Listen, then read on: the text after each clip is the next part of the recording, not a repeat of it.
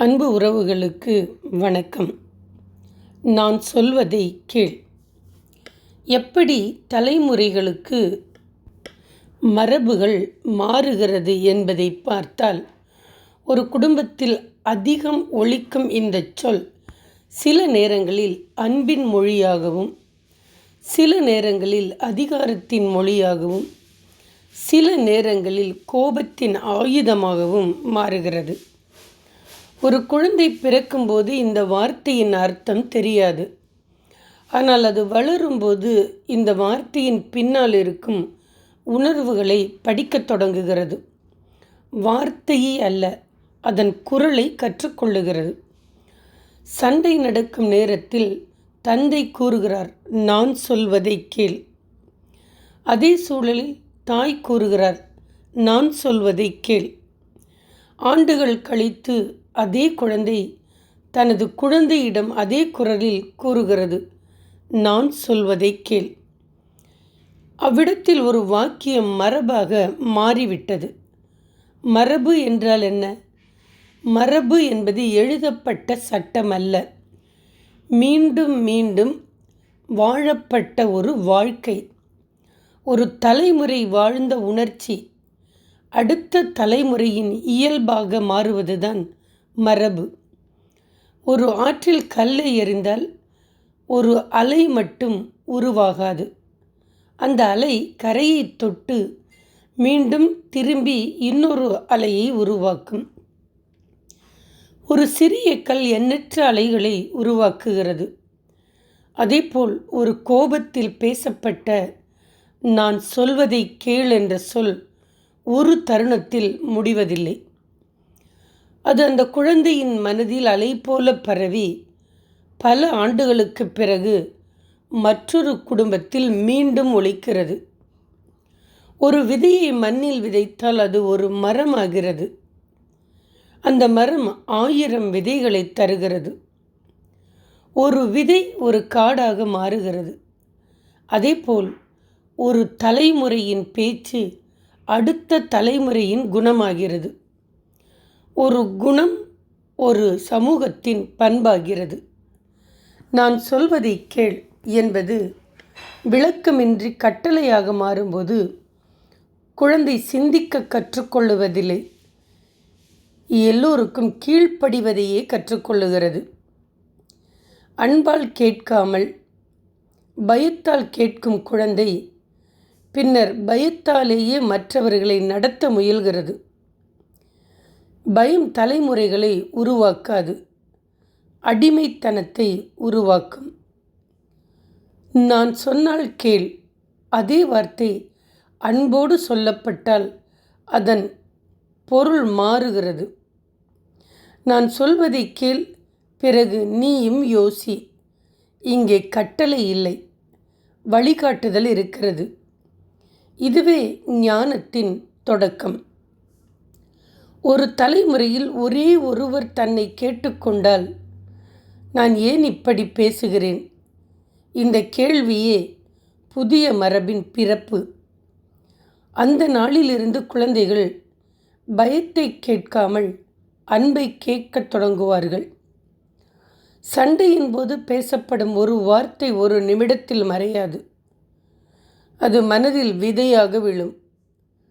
அந்த விதை பயமாகவும் வளரலாம், அல்லது ஞானமாகவும் வளரலாம்.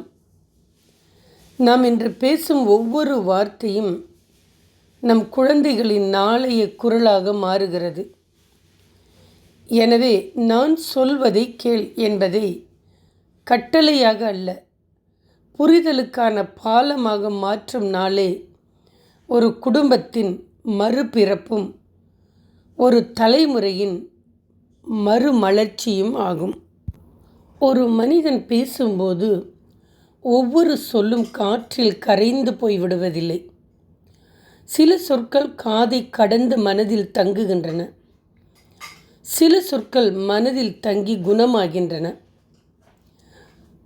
மரபு என்பது இரத்தத்தில் மட்டும் பயணிப்பதில்லை, நடத்தையிலும் பயணிக்கிறது. பரம்பரை என்பது உடல் வழியாக மட்டும் வருவதில்லை, பண்புகள் வழியாகவும் வருகிறது.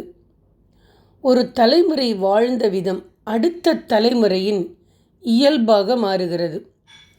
ஒரு வீட்டில் தினமும் கோபத்தின் மொழி பேசப்பட்டால் அந்த வீட்டு குழந்தைகள் கோபத்தை ஒரு சாதாரண குணமாகவே ஏற்றுக்கொள்ளுகிறார்கள். பொய் சொல்லும் சூழலில் வளர்ந்த குழந்தை பொய்யை தவறாக அல்ல, வாழ்வதற்கான ஒரு வழியாக காணத் தொடங்கும். அன்பு நிறைந்த வீட்டில் வளர்ந்த குழந்தை அன்பு இயற்கையாகிவிடும்.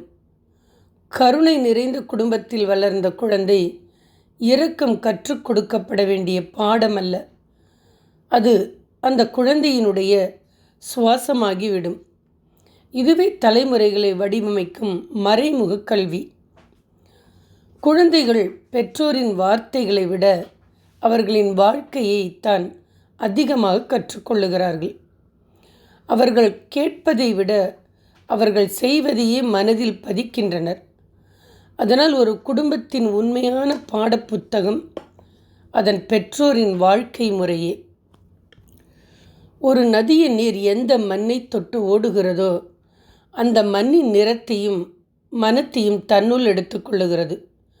அதேபோல் ஒரு குழந்தையின் மனம் எந்த சூழலில் வளருகிறதோ அந்த சூழலின் குணங்களை தன்னுள் எடுத்துக்கொள்ளுகிறது.